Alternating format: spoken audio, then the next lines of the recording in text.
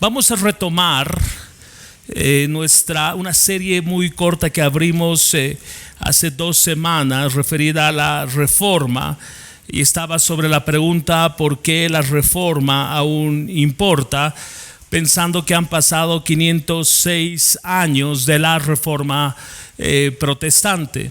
Hace 2 semanas atrás vimos sola escritura, solo la palabra, y tratamos de establecer la suficiencia, la inerrancia de las escrituras hace 506 años atrás, en un contexto complejo, difícil, una religiosidad politizada, distorsionada, una verdad diluida.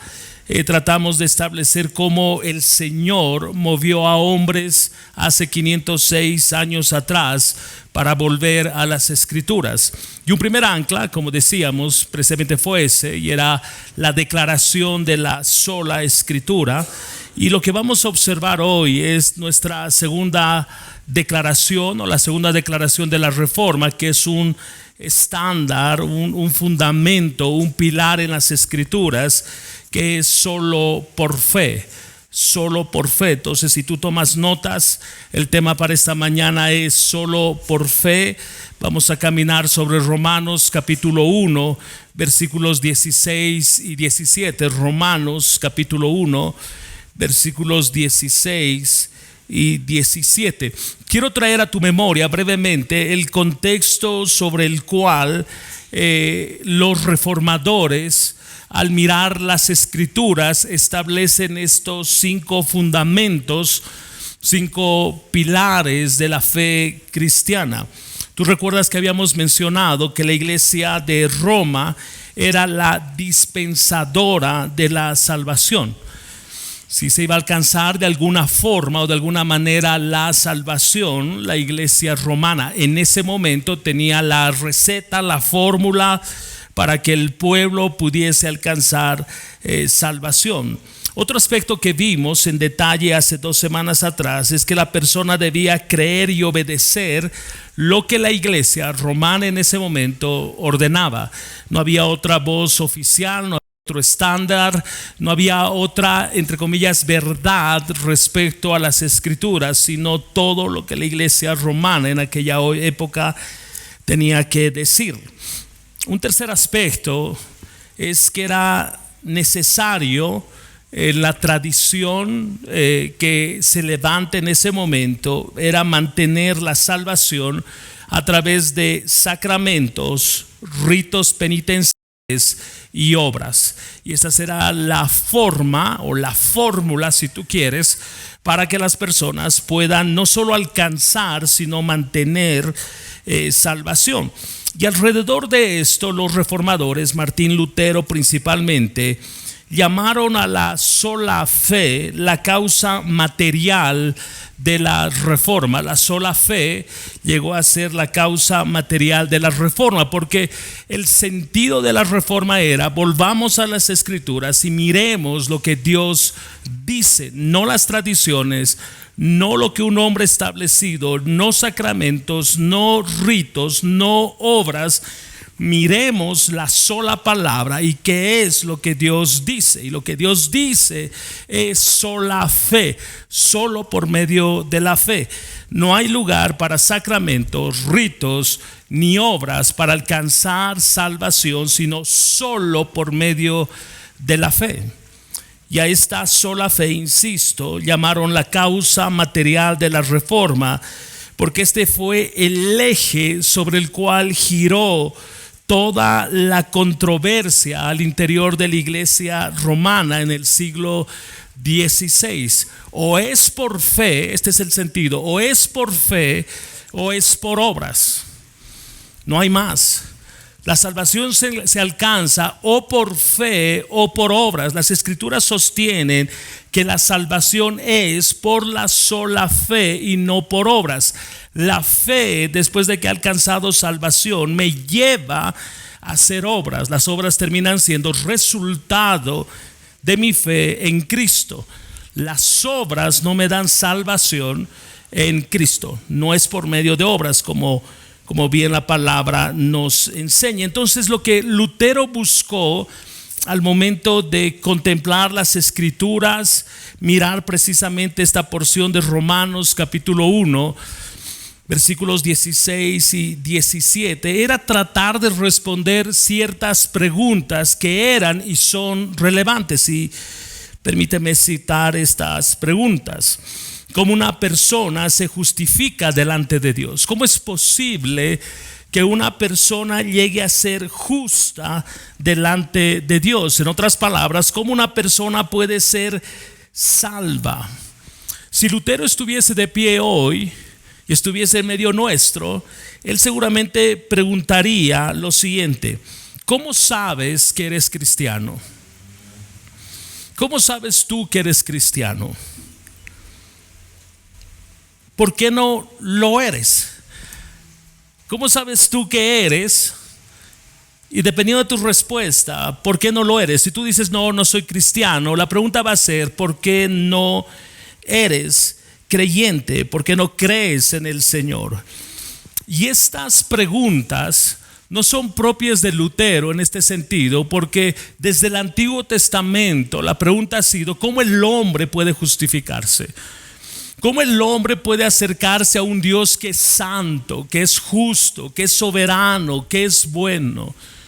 ¿Cómo la criatura puede acercarse a un Dios que es grandemente misericordioso? ¿Cómo un hombre con nuestra pequeñez puede inclinarse ante este Dios? Pero tú observas en Job capítulo 9, versículo 2, la pregunta que hace Job es: ¿y cómo se justificará el hombre con Dios? Note entonces que la pregunta de cómo alcanzo salvación, cómo mi corazón puede estar en paz con Dios, no es una pregunta nueva, no es propia de Lutero 506 años atrás. Es una pregunta desde el Antiguo Testamento que hace eco hasta nuestros días. La Nueva Traducción Viviente, alrededor de Job 9, dice: ¿cómo puede una persona ser declarada inocente a los ojos de Dios? La pregunta de Job tiene sentido. ¿Cómo es posible que una persona pudiera tener cierta esperanza para acercarse a Dios y de alguna forma, de alguna manera, ser declarado justo, ser declarado aceptable delante de Dios? Como un hombre con todo el pecado que carga encima puede siquiera intentar tener relación con un Dios que es santo? Estas fueron las cuestionantes, y la respuesta fue: solo por fe. Solo por fe. El hombre a lo largo de la historia ha tratado de establecer ciertos mecanismos, ciertos caminos, ciertas rutas para que el hombre pueda estar en paz con Dios. Esto hemos mencionado que durante la Reforma el sentido era sacramentos, era obras, era el depositar dinero a favor de, y eso tú sabes que eso no ha cambiado hoy, de otra forma, de otra manera, de otro color, pero el sentido sigue siendo el mismo. En el Nuevo Testamento, después de escuchar los hombres las advertencias de Juan el Bautista, acerca del juicio de Dios, la gente le preguntaba: ¿qué haremos? Cada vez que Juan proclamaba las buenas nuevas, cada vez que Juan el Bautista anunciaba el reino de Dios y las implicaciones de este reino, la gente siempre se preguntaba: ¿qué haremos? Lucas 3:10. Había una multitud, por ejemplo, a la que Jesús había alimentado de una manera milagrosa, y en Juan 6, versículos 27 y 28, la gente le dice: ¿qué debemos hacer para poner en práctica las obras de Dios? Jesús les respondió: esta es la obra de Dios, que crean en el que Él ha enviado. ¿Te acuerdas del joven rico? Este joven rico se acerca a Jesús en Marcos capítulo 19, versículo 16, y le pregunta: maestro, ¿qué cosa buena haré para obtener la vida eterna? En Hechos capítulo 2, versículo 37, en la fiesta de Pentecostés, Pedro se levanta, expone la palabra y el texto nos dice: al oír esto, conmovidos profundamente, dijeron a Pedro y a los demás apóstoles: hermanos, ¿qué haremos? ¿Te acuerdas de Saulo? Camino a Damasco, él es derribado de su caballo, Hechos capítulo 22, versículo 10. Y la pregunta de Pablo fue: ¿qué debo hacer, Señor? ¿Te acuerdas del carcelero en Filipenses o en Filipo? Pablo y Silas están prisioneros y en medio de todo lo que estaba sucediendo en esa cárcel, el carcelero pregunta: señores, ¿qué debo hacer para ser salvo? Hechos 16:30. Observen estos versículos que la pregunta del hombre siempre ha sido la misma. Siempre: ¿cómo puedo acercarme a Dios? ¿Cómo puedo estar en paz con Dios? ¿Qué debo hacer para alcanzar a Jesús? ¿Qué debo hacer para alcanzar vida eterna? Esta es la pregunta del hombre. Y es la pregunta con la que ha lidiado todo hombre, insisto, a lo largo de la historia. Este vacío en el corazón, este hueco en el corazón, que solo puede ser llenado, entendemos, por Dios. Pero ¿cómo? Otra vez la pregunta. Entonces, ¿cómo me acerco a este Dios para estar en paz con Él? Las escrituras sostienen que la base de la salvación no descansa en el hombre. La base de la salvación no está en función a cosas que los hombres puedan hacer o dejen de hacer. La palabra enseña, como vamos a observar esta mañana, que la base de la salvación descansa en la obra de Cristo en la cruz del Calvario. Y la salvación se obtiene entonces creyendo en esa obra en la cruz del Calvario, que es suficiente para mí, para yo ser entonces redimido. Y esto es lo que distingue al final de cuentas al cristianismo de otras religiones. De hecho, el hombre, todo hombre a lo largo de la historia, se enfrenta con esta encrucijada. Y la encrucijada es: solo por fe o solo por la aprobación o por logros humanos, solo por gracia o solo por mis méritos, solo Cristo o solo mis estándares. Esta es la encrucijada en la vida del hombre. Esa fue tu encrucijada y fue la mía en un momento. Caminando en la vida, si tú quieres, en un momento Dios nos dijo: solo por fe, o sigues manteniendo un estándar de pensar que tú puedes hacer cosas para alcanzar a Jesús, para alcanzar salvación. Y eso no va a cambiar. ¿Es Jesús o el resto de las religiones del mundo? ¿O es solo por gracia y fe, o es por los estándares que las religiones ponen en este mundo? Y esto fue lo que Martín Lutero vio. Martín Lutero observó que el hombre estaba perdido, y tenía razón. No porque él lo dijo, sino porque la palabra lo dice. El hombre está muerto en sus delitos y pecados. El hombre no puede buscar a Dios, ni tiene la capacidad para hacerlo. Dios necesita acercarse al hombre, Jesús en la cruz, para entonces extender salvación y rescatar al hombre que está perdido. Con esto en mente, observa conmigo Romanos capítulo 1, versículos 16 y 17.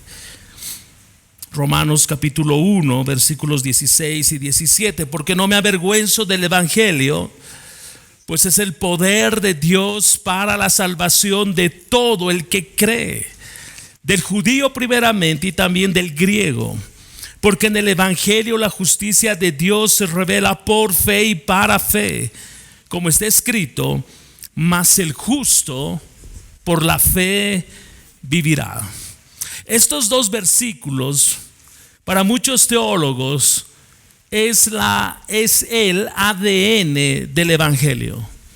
Es la sustancia, es la esencia del Evangelio. Entonces, en estos versículos, observa conmigo que hay 4 palabras que son importantes, 4 palabras que son relevantes y que van a ser la ruta de este mensaje: poder, salvación, fe y justicia. Poder, salvación, fe y justicia. Observemos cada uno de estos términos. Primero, el Evangelio es poder de Dios. Versículo 16: porque no me avergüenzo del Evangelio, pues es el poder de Dios para la salvación. Poder de Dios para la salvación. Pablo tiene en mente el hecho de que el Evangelio conlleva la omnipotencia de Dios. El Dios Todopoderoso está detrás de la palabra que Él inspiró. Y esta palabra que Él la inspiró es poderosa para regenerar y para transformar a la persona. Es la palabra. No es la capacidad del hombre, no es la habilidad del hombre, ni siquiera para comunicarlo. Es la sola palabra que tiene el poder de transformar. Pablo dice que el Evangelio no es meramente un concepto o una filosofía. El mensaje del Evangelio es lo que Dios ha hecho y lo que va a hacer por nosotros. Entonces Pablo establece, inspirado por el Espíritu Santo, que esta palabra es poderosa. No es que tiene cierto poder, no es que en ocasiones luce poderosa. La palabra en sí misma es poderosa, y esta palabra que es poderosa es suficiente para salvar al hombre. Observe entonces en esta primera declaración de Pablo que no tiene que ver con sacramentos, no tiene que ver con ritos, no tiene que ver con tradiciones, no tiene que ver con obras. Es la sola palabra expuesta, proclamada, predicada, que salva y restaura al hombre. Solo la palabra, solo el poder de la palabra. Y esto es bueno, y espero te alegre, porque lo que está estableciendo Pablo es que el hombre no tiene la capacidad de cambiar a otro hombre. El hombre no tiene el poder suficiente para cambiar a otro hombre. No puedes. Yo sé que muchos intentan cambiarse a sí mismos. Quiero ser una mejor persona, y puedes esforzarte y vas a terminar un poco maquillado y vas a lucir un poco mejor, pero el problema no es la fachada. El problema es lo que está dentro del corazón. Tú no tienes, yo no tengo el poder para cambiar el corazón. Solo el poder de la palabra, solo el poder del Evangelio puede cambiar al hombre de adentro hacia afuera. Por eso es que nuestro rol es proclamar el Evangelio, y en ello descansamos. Proclamamos el Evangelio, pero el Evangelio es poderoso para el Evangelio convencer a la persona. Tú y yo no. Entonces este Evangelio es el poder de Dios, y permíteme redundar en esta idea. Si el Evangelio es el poder de Dios, ¿poder para qué? Pablo dice: poder para salvación. Poder para salvación. Las personas llegan a Cristo por medio de la proclamación del Evangelio.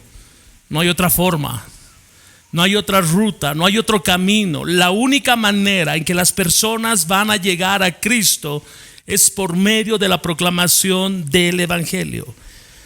John Stott dice: El poder del evangelio se ve en su habilidad para transformar radicalmente las mentes, los corazones, la orientación de la vida, el entendimiento de todo lo que sucede, la forma en que las personas se relacionan entre sí y mucho más. Pero sobre todo es poderoso porque hace lo que ningún otro poder en la tierra puede hacer, y es salvarnos, reconciliarnos con Dios y garantizarnos un lugar en el reino de Dios para siempre. Fin de la cita. Este es el poder del evangelio. Vamos con Lutero 506 años atrás. La gente creía que antes de llegar al cielo había un lugar llamado purgatorio. Y tú no encuentras en ningún lugar en las escrituras esto.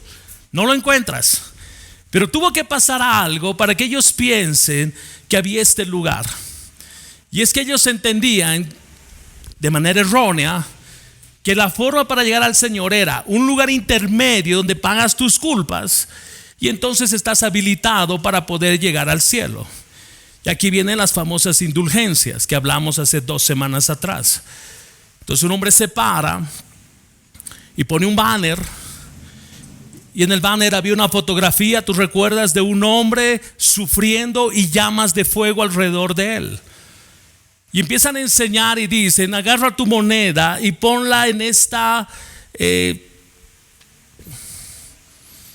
esto, ahí pongan, y cuando la moneda entre y toque fondo, esa alma que está ardiendo en el fuego va a saltar a los cielos. Y por otro lado enseñaban que si tú ponías una moneda en esa fuente, iban a restarle 50 años en el purgatorio, iba a estar más cerca del Señor. Enseñaban que esas almas como que fuesen penitentes y andan como caminando hacia el cielo, y hay que animarlos, tienen hambre, y hay que estimularlos porque tienen sed, y hay que rezar mucho por ellos. Y esto viene de ese momento. Pero si tú has prestado atención a la lectura de Romanos capítulo 1, 16, 17, solo el poder de la palabra salva a la persona. Solo el poder del evangelio. No son fórmulas, no son ritos, no son sacramentos, no son personas, no son intermediarios. Es solo la palabra, solo las escrituras. Entonces sostenemos que la palabra de Dios puede hacer lo que nosotros no podemos hacer por nosotros mismos, y es salvarnos. Sostenemos que lo que el hombre necesita es la sola palabra, la sola proclamación del evangelio, para entonces recibir fe, porque la fe viene por el oír y el oír la palabra de Dios. Esta fe que me empuja, me lleva a creer. La salvación de principio a fin le pertenece a Dios. La salvación de principio a fin se trata de Él. El evangelio entonces se vuelve en el poder ilimitado que puede transformar vidas. Poder ilimitado, porque el poder viene de Dios, suficiente para transformar vidas. Segundo, el evangelio dijimos que es poder, nuestra primera palabra. Segundo, el evangelio es salvación de Dios. El evangelio es salvación de Dios. Observa una vez más el versículo 16: porque no me avergüenzo del evangelio, pues es el poder de Dios para la salvación de todo el que cree, del judío primeramente y también del griego. Sin lugar a dudas, la manifestación más grande del poder de Dios radica en traer a los hombres a la salvación. Radica en transformar sus naturalezas y darles vida eterna por medio de su Hijo. Esto es salvación.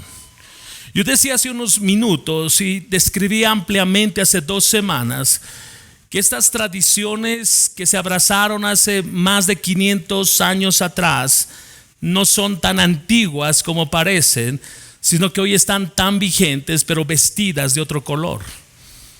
Tú escuchas dentro de muchos círculos llamados cristianos que probablemente no te sueltan un banner con una persona sufriendo y ardiendo, pero sí te dice que puedes sembrar, sí te dicen que puedes dar tu mejor ofrenda, tu mejor billete a favor de algo que tú deseas, y eso no enseña las escrituras. Incluso hay círculos donde si tú quieres ver que alguien sea alcanzado por Cristo para salvación, tú debes sembrar. Y esa es la cosa más antibíblica, porque tú no vas a encontrar un solo pasaje en las escrituras que tú tengas que pagar por la salvación de otro.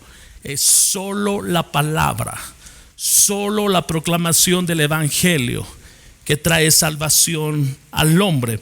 Entonces la idea de Pablo cuando usa el término salvación tiene que ver con liberación o rescate. Entonces, ¿qué significa ser salvo? ¿De qué está hablando Pablo? Salvo significa, tan profundo como esto, ser librado. Ser librado. ¿De qué? ¿De qué somos librados? Y la respuesta a esta pregunta es monumentalmente importante, porque muchos tienen una idea errónea sobre esto y muchos predican erróneamente la razón de la salvación. Me explico. Muchos dicen: ven a Cristo y tus problemas terminaron. Muchos dicen: ven a Cristo y tu familia cambiará. Tu esposo te amará. Tus hijos serán obedientes. Ven a Cristo y tú serás sanado. Tus problemas financieros terminarán. Ven a Cristo y serás prosperado. Eso es lo que se enseña muchas veces, pero que no corresponde al sentido de las escrituras de salvación. Entonces, ¿de qué nos salvó Dios? ¿De qué nos liberó Dios? Observa conmigo lo que la palabra dice. Efesios capítulo 2, versículos 1 al 3. Efesios capítulo 2, versículos 1 al 3. Te ruego que prestes atención a esta porción de la palabra, para que tu mente se pueda anclar de qué nos liberó Cristo. Escucha bien. Y Él les dio vida a ustedes que estaban muertos en sus delitos y pecados. Es así como estábamos antes de Cristo, muertos en nuestros delitos y pecados, en los cuales anduvieron en otro tiempo, según la corriente de este mundo, conforme al príncipe de la potestad del aire, el espíritu que ahora opera en los hijos de desobediencia. Entre ellos también todos nosotros en otro tiempo vivíamos. Escucha bien cómo vivíamos. Escucha bien cuál era la condición de nuestras vidas y escucha bien de dónde Dios nos rescató. Vivíamos en las pasiones de nuestra carne, satisfaciendo los deseos de la carne y de la mente, y éramos por naturaleza hijos de ira, lo mismo que los demás. Permíteme leerte de la Nueva Traducción Viviente. Antes ustedes estaban muertos a causa de su desobediencia y sus muchos pecados. Vivían en pecado, igual que el resto de la gente, obedeciendo al diablo, el líder de los poderes del mundo invisible, quien es el espíritu que actúa en el corazón de los que se niegan a obedecer a Dios. Todos vivíamos así en el pasado, siguiendo los deseos de nuestras pasiones y la inclinación de nuestra naturaleza pecaminosa. Por nuestra propia naturaleza éramos objeto del enojo de Dios, igual que todos los demás.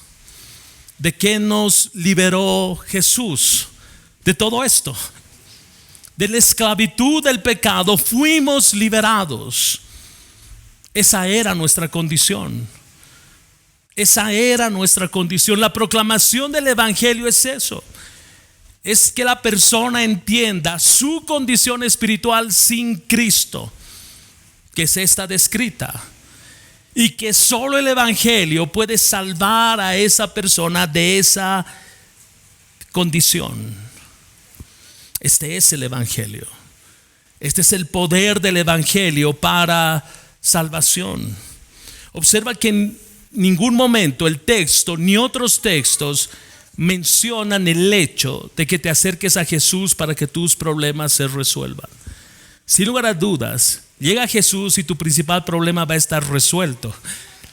¿Cuál es tu principal problema? Condenación. Ese es nuestro principal problema, o era nuestro principal problema. Si tú estás esta mañana en este lugar y tú no has nacido de nuevo, ese es tu principal problema. Estás condenado, estás muerto en tus delitos y pecados, estás bajo el enojo de Dios, al igual que todos los demás. Es lo que dice el último versículo. Entonces, el Evangelio es el poder eficaz, activo, para traer liberación, salvación al hombre, escucha bien, que se arrepiente y cree. Ese es el camino: arrepentirse y creer. En todo lo que describimos al inicio del mensaje, ese es el camino. Ese es el camino: arrepentirse y creer. Entonces, ¿de qué nos salvó Dios? ¿De qué te salvó Dios? No es que yo estaba muy bien, pero necesitaba explorar un poquito el cristianismo. No es eso. Yo andaba medio enfermo y necesitaba que alguien me sane. No es eso. No es eso. Y Dios sí puede sanar, créeme. Y Dios sí puede restaurar una familia, seguro que sí. Y Dios puede levantar al hombre y a la mujer y a los jóvenes caídos, seguro que sí. Pero ese no es el propósito central de la salvación.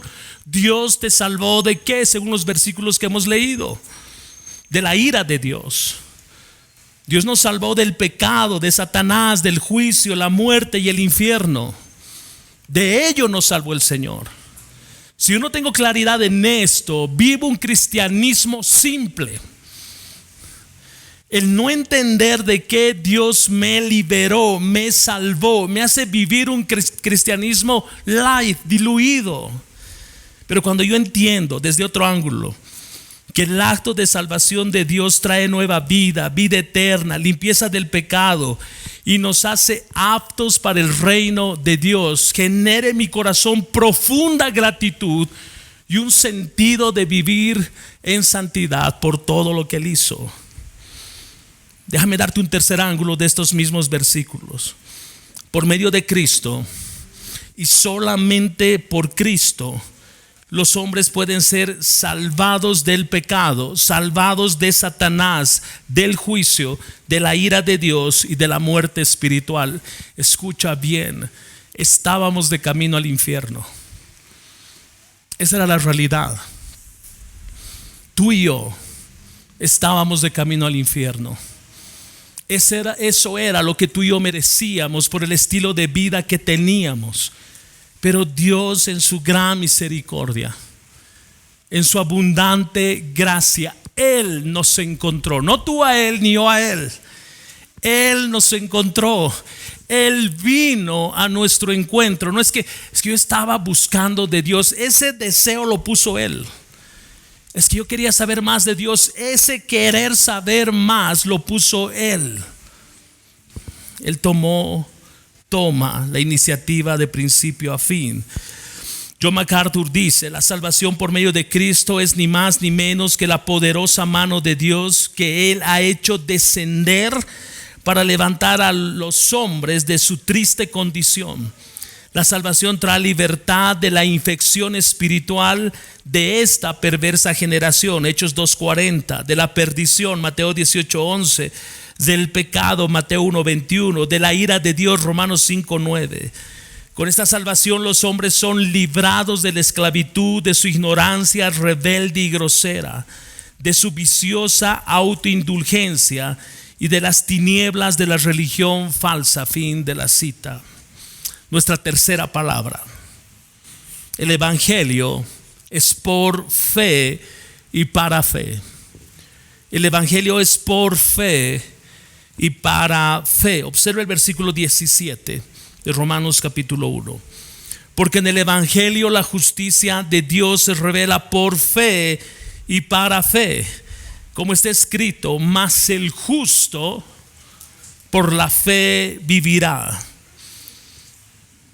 Este pasaje es tan grande y a la vez tan sencillo, porque todo lo que se requiere para conocer esta salvación es ¿qué? Fe. Solo fe.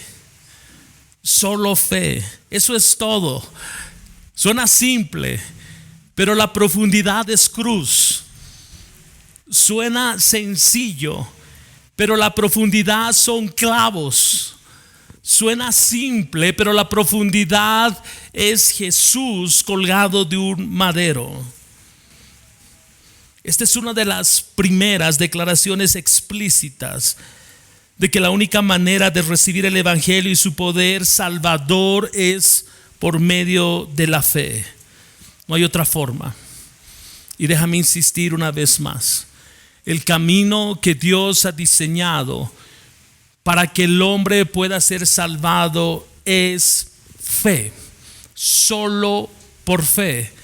No suman obras, no suman méritos propios, no suma cuán buena persona soy, cuán moralmente correcto soy, porque Efesios nos han dicho, nos dijo que el estilo del hombre sin Cristo es alguien que está muerto espiritualmente y hace las cosas conforme a los deseos de su naturaleza.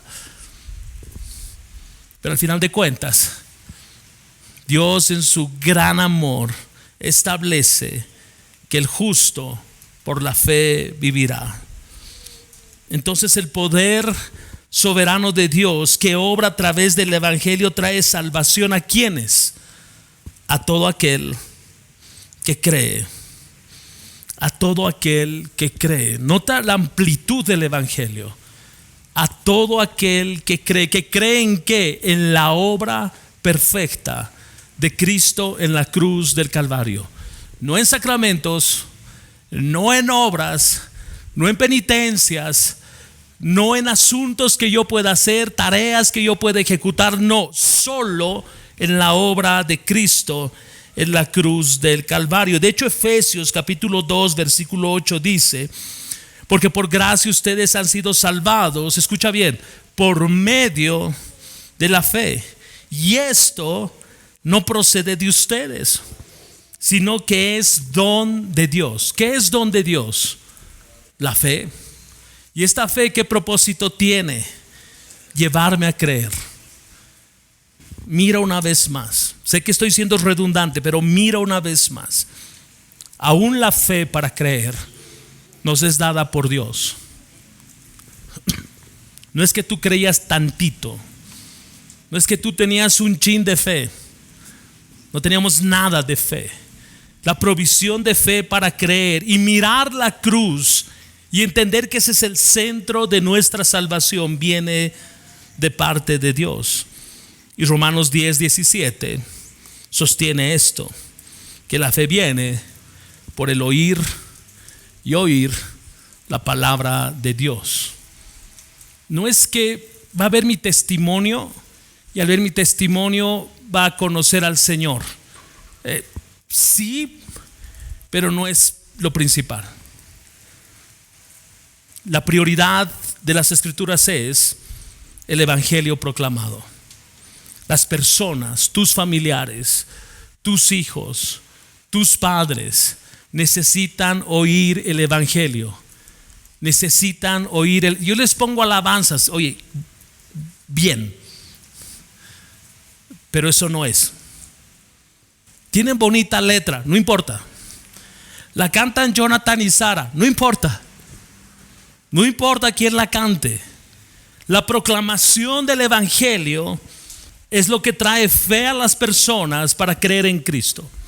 Este evangelio, su palabra, debe ser proclamada para que las personas, para que el Espíritu Santo use esta palabra, provoque fe y la persona entonces pueda creer. Efesios capítulo 2, acompáñame en tu Biblia, por favor. Efesios capítulo 2, versículos 9 y 10. Efesios capítulo 2, versículos 9 y 10. No por obras, para que nadie se gloríe, porque somos hechura suya, creados en Cristo Jesús para hacer buenas obras, las cuales Dios preparó de antemano para que anduviéramos en ellas. Entonces la salvación es un acto de fe, solo la fe. Yo decía hace unos minutos que si yo no logro entender, por eso es que se proclama el Evangelio, pero si yo no logro entender de qué me salvó el Señor, de qué me liberó, de dónde me rescató, eso se va a ver reflejado en mi estilo de vida. Eso se ve reflejado en las decisiones que tomo. Eso se ve reflejado en mi caminar diario, porque yo no he entendido de dónde Él me liberó. Pero cuando yo entiendo de dónde Él me liberó, esta fe que opera para salvación no solo me lleva a creer, sino que es una fe que de continuo me lleva a dos cosas: a recordar lo que Él hizo por mí en la cruz del Calvario, y es una fe que me sostiene a lo largo de mi caminar en Cristo. Cuarto, nuestra cuarta palabra: el Evangelio es justicia de Dios. El Evangelio es justicia de Dios. Dice en el mismo versículo 17: porque en el Evangelio la justicia de Dios se revela por fe y para fe, como está escrito, mas el justo por la fe vivirá. ¿Qué hace que el Evangelio sea tan poderoso? ¿Qué hace que este Evangelio tenga la cualidad de salvar y transformar? La respuesta la da Pablo en el versículo 17, y es que este Evangelio proviene de Dios. ¿Has notado que es más sencillo el poder encargar a otros que te lo oren? ¿Has notado aquello? ¿Has notado que es más simple? Por eso funcionó hace 500 y más años atrás, que tú puedas sembrar ciertas cosas para alcanzar ciertas cosas. Es más sencillo, es mucho más sencillo. Pero lo que aquí está diciendo el texto es que esta fe que viene por la justicia de Dios tiene el poder de salvar y transformar vidas, pero no es una acción pasiva, y eso quiero que subrayes en tu mente y en tu corazón. Mi fe no es una acción pasiva. La fe que nos ha sido dada, sí para creer, pero sí para caminar a lo largo de nuestras vidas, no es pasiva. Requiere acción, requiere determinación, requiere obediencia. La misma fe que me salvó es la misma fe que demanda obediencia a lo largo de mi caminar en la vida cristiana. La razón por la que tropezamos, la razón por la que pecamos, la razón por la que no vivimos como deberíamos vivir es esta: pensamos que Él nos salvó en un momento y está todo bien, ya soy salvo. No, pero espérate. Si no hay fruto en tu caminar, que es resultado de este Evangelio que expresa la justicia de Dios por fe y para fe, si no hay fruto, tú debes cuestionarte.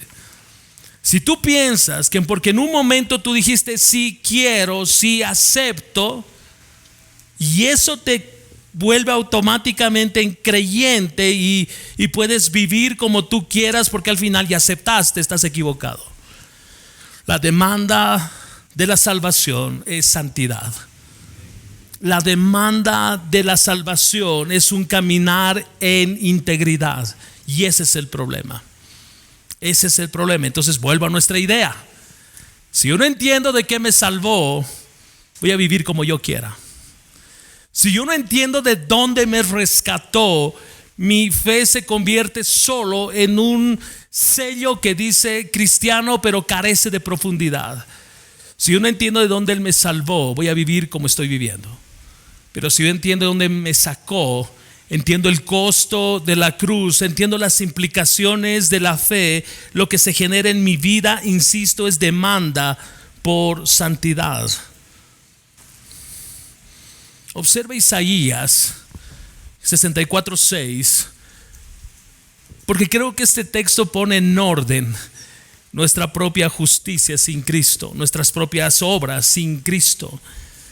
Nuestras obras justas son como trapo de inmundicia. Romanos 3:10, no hay justo ni aún uno.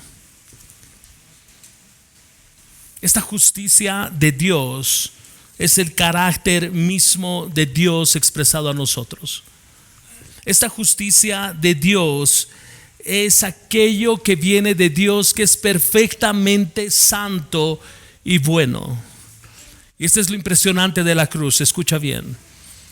Nosotros éramos pecadores, nuestra naturaleza era pecaminosa, y en un momento Dios da su vida por nosotros. Pero hay algo extraordinario en esa cruz. Yo le entrego a Él todos mis pecados. El peso de mi condenación recae sobre Cristo en la cruz del Calvario. Él paga mi deuda en esa cruz. Pero pasa algo más. Él, siendo justo, me imputa de su justicia. Por eso es que la palabra me declara justo por la obra de Él, por lo que Él hizo. Yo soy declarado justo. ¿Observas esa acción que hubo en la cruz? Yo cargo a la cuenta de Jesús mis pecados, todos ellos. El acta de decretos que me era contraria es clavada en esa cruz, y en esa cruz Él me declara justo. Y porque Él me declara justo, yo tengo acceso al Padre. Mira, voy a repetir otra vez.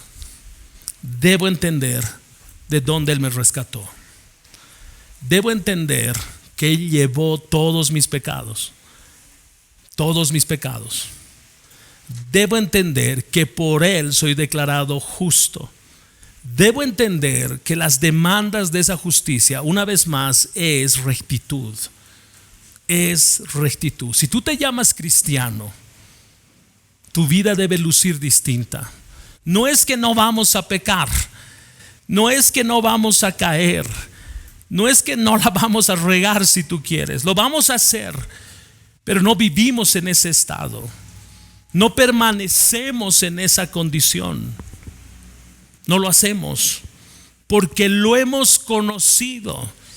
Y habiéndolo conocido por la sola fe, no por obras, por la sola fe, hay una demanda interna en nosotros de santidad. Segunda Corintios 5:21 dice: al que no conoció pecado, hablando de Cristo, lo hizo pecado por nosotros, para que fuéramos hechos justicia de Dios en Él. Esta es la transacción en la cruz. Él fue hecho pecado por mí, por eso murió en esa cruz. Ese era mi lugar, pero Él tomó mi lugar. Pero en Él nosotros fuimos declarados justos.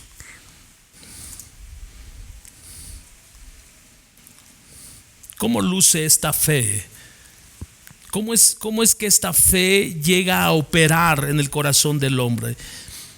Hay tres términos que nos van a ayudar a entender de qué fe está hablando Dios, que no es una fe pasiva, es una fe activa, no es una fe de un solo momento, es una fe a lo que la voy a ejercer, la voy a desarrollar a lo largo de mi caminar con Cristo. Y esta primera palabra es notitia. Esta es una primera palabra que hace referencia al conocimiento de lo que Cristo hizo por mí. Esta palabra tiene como sentido el contenido de la fe. Es lo que quiere decir notitia, contenido de la fe. Entonces necesitamos entender lo que es el evangelio. Necesito entender el evangelio y debo enseñar el evangelio al no creyente. Nota que la palabra nos dice, por tanto, id y haced discípulos. ¿Notas lo relevante de esa expresión? Es la proclamación del evangelio, sí, pero requiere hacer discípulos. La persona necesita entender el contenido de la fe. El creyente necesita seguir entendiendo el contenido, la esencia de la fe. Porque la fe, escúchame bien, la fe no es irracional, no es ilógica, ni es fe en la fe. Yo debo entender la sustancia, la esencia, el contenido de la fe. De hecho, Romanos 10, capítulo 10, versículos 13, 14 y el 17 dicen: porque todo aquel que invoque el nombre del Señor será salvo. ¿Cómo pues? Escucha bien. ¿Cómo pues invocarán a aquel en quien no han creído?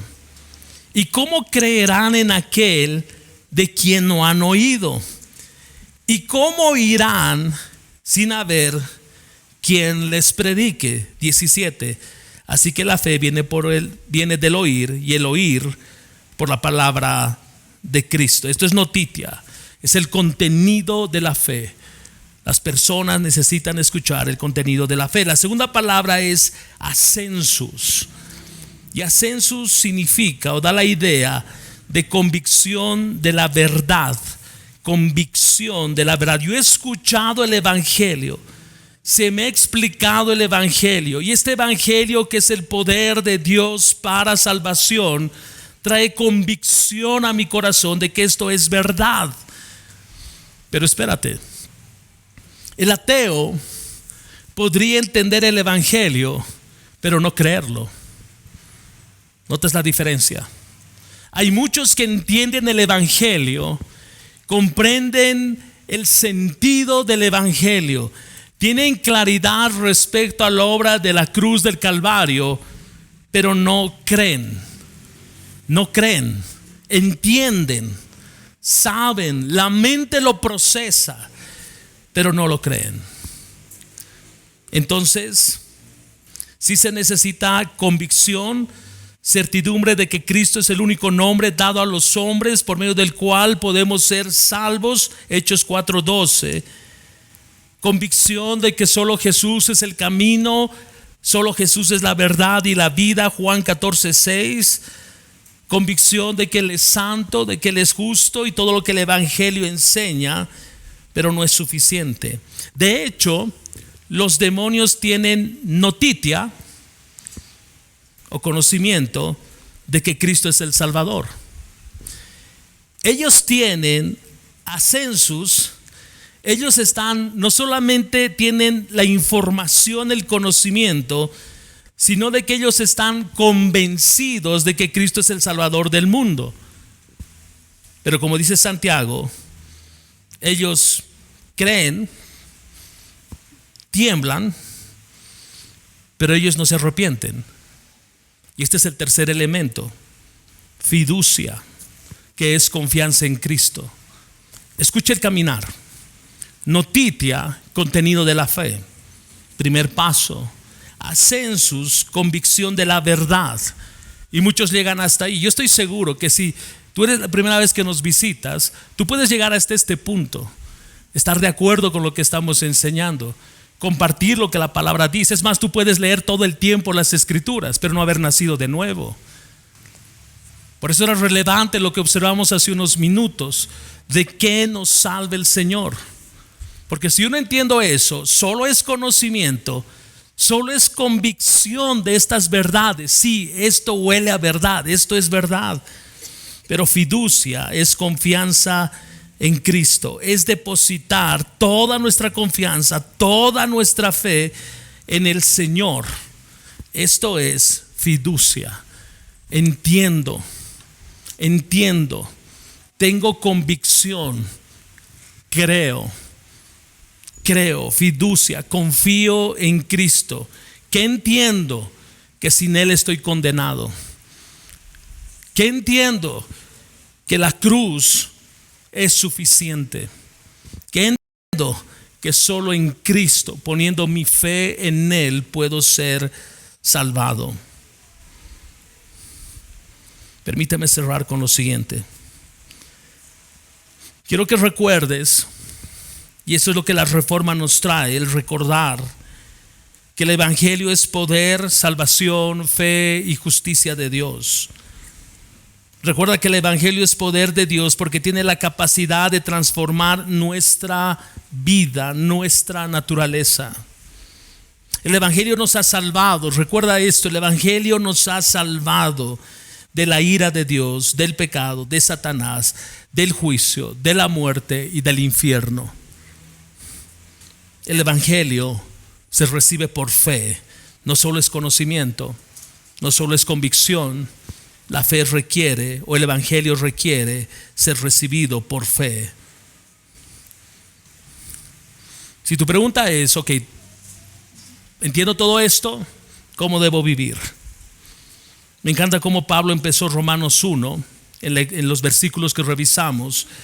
El llamado en esta mañana es: si tú eres creyente, no te avergüences del evangelio, porque Cristo no se avergonzó de ti en la cruz. No te avergüences del evangelio, porque Cristo no se avergonzó de ti cuando estaba crucificado.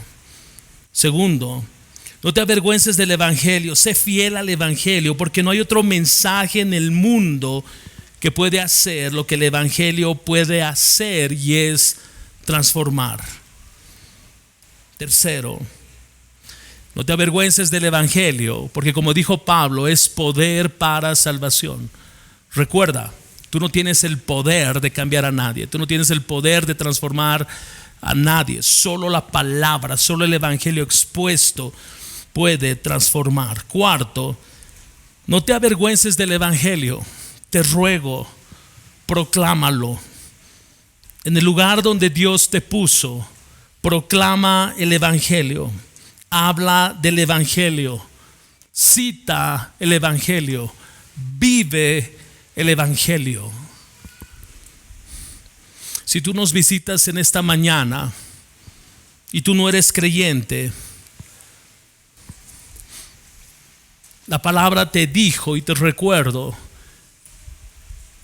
que Cristo es el único camino. Es el único camino. Tu condición es de muerte espiritual. Tú estás muerto, como te dijo la palabra, en tus delitos y pecados. Tú vives para complacer los deseos de tu corazón. La buena noticia es solo por fe. Es solo por fe. ¿Qué necesitas hacer? Arrepiéntete y cree.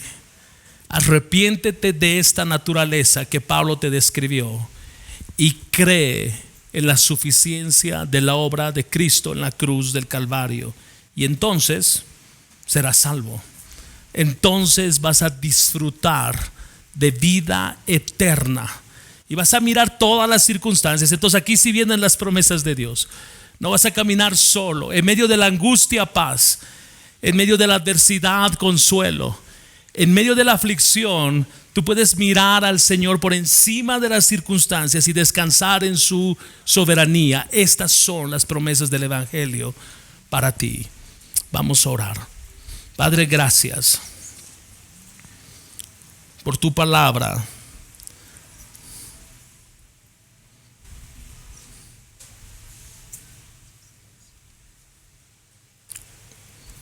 Señor, probablemente en esta mañana hay personas que sí entienden, que sí tienen certidumbre, claridad de que Cristo es el único nombre dado a los hombres por medio del cual pueden ser salvos.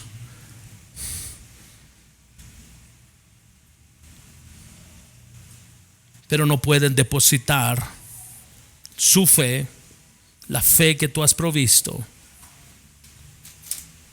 en ti. Padre, te ruego que tú muevas los corazones de aquellos que no te conocen a arrepentimiento y fe, que entiendan la condición de su corazón hoy, que puedan entender cuál es su destino final, que puedan ver, aún percibir el juicio que pesa sobre ellos y puedan moverse en fe, sola fe, en arrepentimiento hacia ti. Padre, oro por mis hermanos, para que tú puedas traer a su memoria, no como juicio, no como reproche, pero puedas traer a su memoria de dónde te rescataste, para que al recordar podamos apreciar mejor la cruz, para que al recordar podamos ver y entender una vez más de dónde tú nos sacaste, que en tu gracia tú nos encontraste, tú extendiste tu mano, tú nos sacaste del lodo, tú nos limpiaste, nos cambiaste las vestiduras y tú nos regalaste salvación. Trae a nuestra memoria para recordarnos una vez más que tu evangelio es poderoso, que tu evangelio es suficiente, que todo lo que necesitamos está en tu evangelio. Recuérdanos que solo por fe, aún siendo creyentes, recuérdanos que solo por fe, solo por fe